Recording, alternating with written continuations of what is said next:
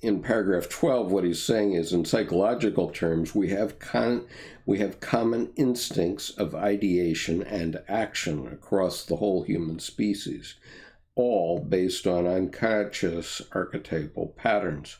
It's stronger than our will. The instincts remain more or less constant. And one of the big points he makes here is that the more unconscious these instincts are, the more the psyche is conservative. That is why primitives do not change over thousands of years, because they fear the strange and unusual. Yeah.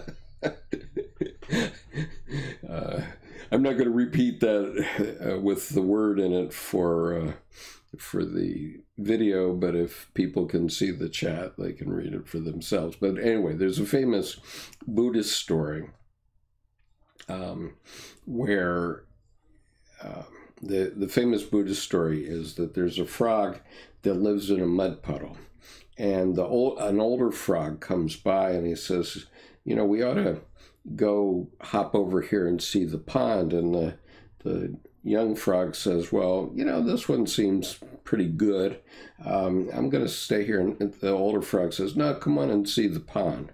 So they hop over to the pond, and the young frog says, wow, that's really awesome. You know, this is great, wonderful. And the older frog takes him out and shows him the ropes of the pond. And then next day he says, well, let's go see a lake. And the younger frog says, well, I can't imagine anything bigger than this pond. And the older frog says, well, come along, come see. And so they hop over, and then they see a lake. And then the next iteration, they see the ocean. And in the Buddhist story, when the young frog sees the ocean, his mind just explodes. So that's kind of what you and Dan are talking about here, where the more consciousness you get, the more frightening it is. And so one further point in this paragraph 12 is the higher and wider consciousness gets from assimilation of unfamiliar, the more autonomy it gets. And so what happens is it rebels against the old gods who held their consciousness in thrall. And so the more, your consciousness is contained, let's say, as Dr. Edinger discussed in one of his lectures, and it's either contained in a religion or in a perspective on your world, as the frog had. But once your mind has stretched out, then you can't go back. And so whatever was holding you in thrall before, you can't go back. It's like going to university and then trying to go back to your hometown. Let's suppose that you live in a Ohio farm community, and then you go to Columbus to the 30,000 student campus of Ohio State. Well, then it's very hard to go back. And the classic song about that from World War I is,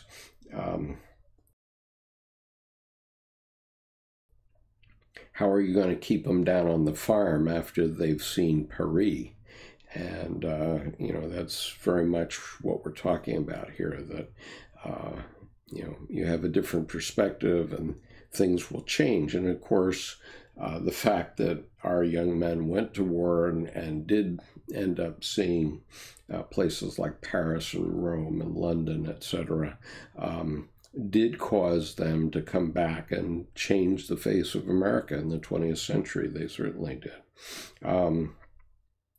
So in paragraph 13, then, you get stronger and more independent as your ego expands, and the more unconscious is pushed into the background, and it reaches instinctual atrophy.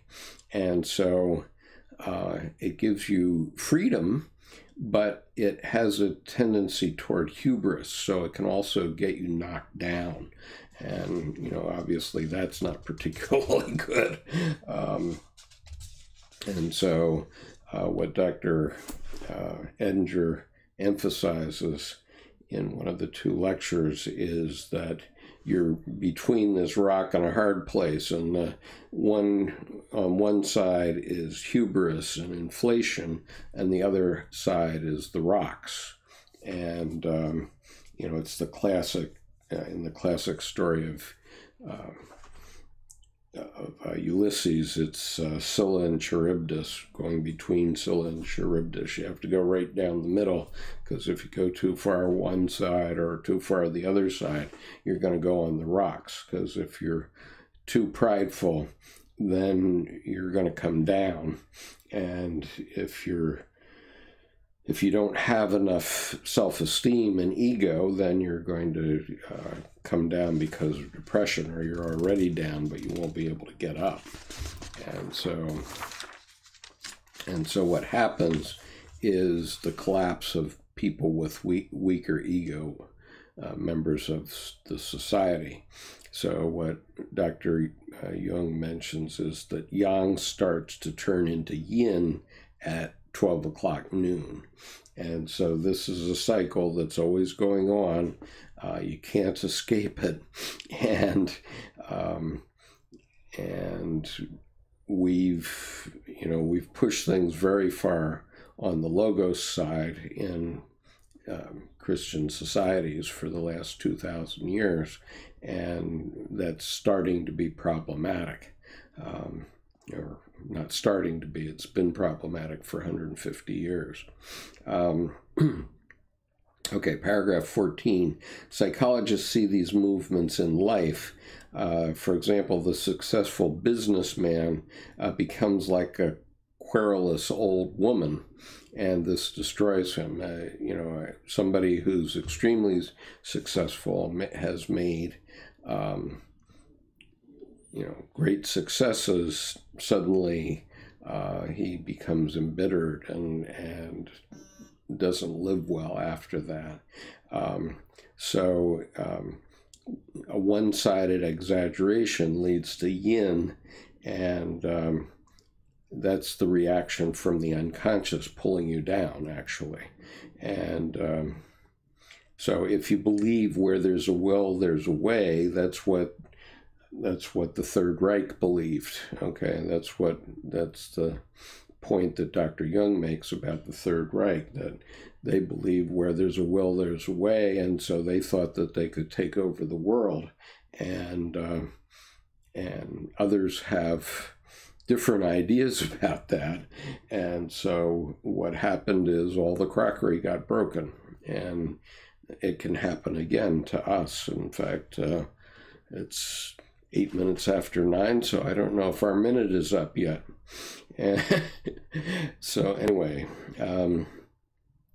so consciousness and the will are our highest achievements, but what use is morality that destroys the man? Morality can be a sign of barbarism, and he says wisdom is better. Okay, so the point about the whole Secret of the Golden Flower is it's about wisdom and the biological development of wisdom over time. So paragraph 15, one-sidedness leads to breakdown. An example would be Florence Foster Jenkins, and I've likened her to certain other famous personality in our country. And what happens is the unconscious is in full revolt.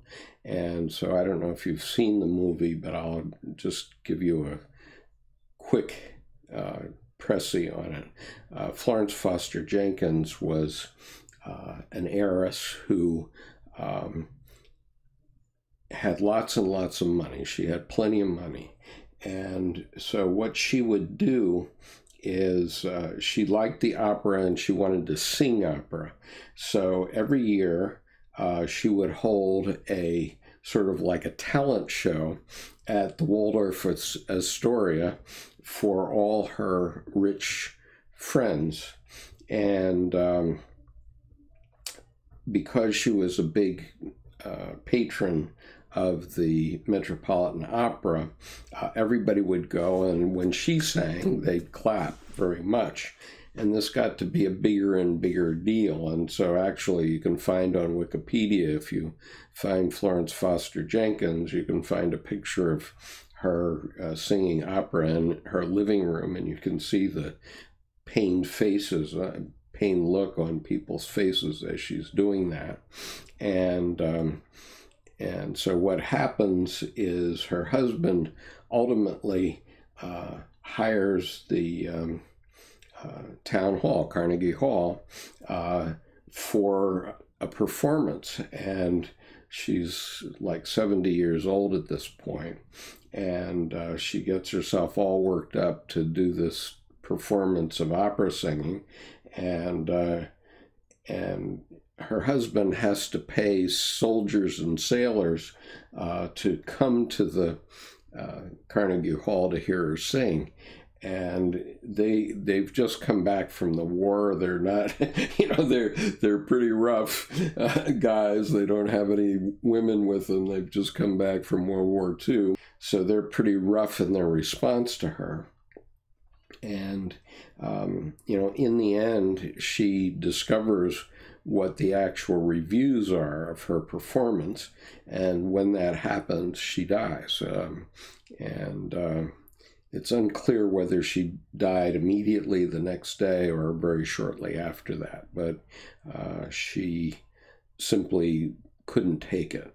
And so anyway, human reason is helpless in this situation if somebody gets that inflated about their prowess. And she was obviously inflated because all of her friends were going to the Waldorf and to her apartment over and over again and clapping and cheering when she sang.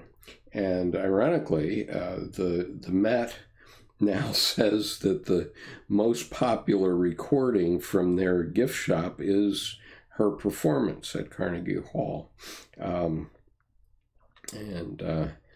Let's say it's not particularly nice. And there's also a French movie version of this, which is, I don't remember what it's called, but you can probably find it if you Wikipedia Florence Foster Jenkins.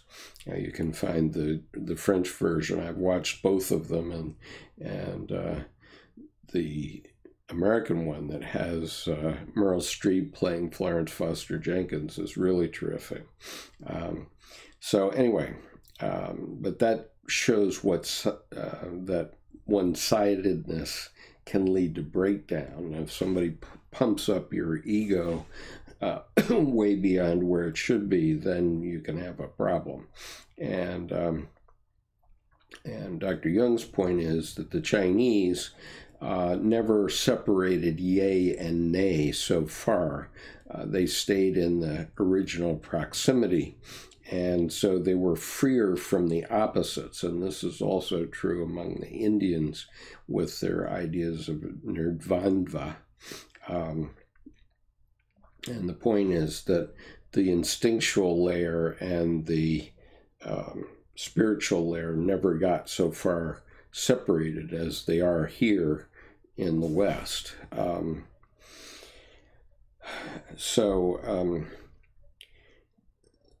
In paragraph 16, Dr. Jung is talking about that he has the same issue with his patients, and he says it's a mistake to take up Chinese yoga. Now, this is a century ago, so in fairness, yoga is here and it's here to stay, and so please don't take my comments as saying that yoga isn't here to stay, because it is.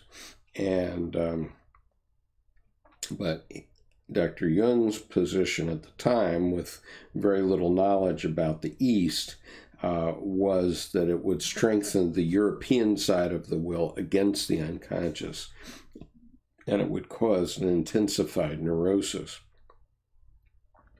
But here's where I was going to show the picture of my great-grandmother in her black dress, and say the point of departure is different, and so you have to be aware. And so American women were wearing full-length black outfits 150 years ago, and so we can't just necessarily expect that Muslim women are going to change like that. It may take a century to change. And he says that changes are only appropriate where consciousness has changed organically, and it becomes an essential condition, a thing that is absolutely necessary. And he says that abnormal development achieves nothing, and I make the example of religion in the USSR. Russia in the 20th century banned religion, but as soon as the USSR fell, religions were back. All the cathedrals were rebuilt very quickly, like in 3 years or 5 years. And so you can't just take cultural things away from people and expect them to change. If you diverge too far from the unconscious, you have neurosis problems. And his point is that the way of development has little meaning before the midpoint of life, and that you have to have a strong enough ego. And so, the point is we shouldn't get going on looking at this individuation thing before we have a strong enough ego to control our spirits, because the spirits are coming up, the good side and the bad side. May the force be with you, strong enough to select for the good. And if your ego isn't strong enough, you can go off the deep end, and that's a problem. And so Dr. Jung is talking about the fisherman metaphor, where the fisherman pulls up a fish that's too big for his boat. Maybe better push it back. And Dr. Edinger wrote a whole book about it, about Moby Dick, and how, that fish was too big for Captain Ahab's boat, and it took him down. And, in my own experience, when I wrote my novel, part of which was contained erotica, and I didn't know what I was going to do with that. That was really a fish that was too big for my boat at the time. And so I took that novel, I completed it. I had no choice. My self forced me to finish that novel. And whether it was myself or my shadow or my anima, or maybe all three, probably was all three at one time or another during the 8-month period, but I had no choice but to finish the novel. But once I did, I put that novel in a drawer for 21 years. I finally did publish it on Kindle, but now I can explain what it is, which I couldn't do in 1993 when that happened to me. And so that's an example of how you can fish up something from the unconscious that's too big for your ego at the time to control. Gray says, our egos need to be strong, not safe. Yes, that's right. They need to be strong. And, but the spirit is going somewhere in all of us, and we need to pay attention to that and make sensible conscious decisions about what we bring into our life and what we don't. And I didn't want to bring that novel into my physical life at that time. Actually, I did, and I was a little bit leery about showing it to women, and my wife refused to read it until I'd had 10 women read it. And so I actually, over a period of time, had 100 women read it, more than. And it happened that I was in a business that was all women at the time, so there were a lot of women around to read. And they all loved it. So I said, okay, well, maybe that's okay then. But from my point of view, circa 1993, I didn't think it was okay at the time. But anyway, the point is that if you enter into the individuation process before you're ready, it can be injurious to your health. And so just beware of that. Each of us has to make our own judgment on that.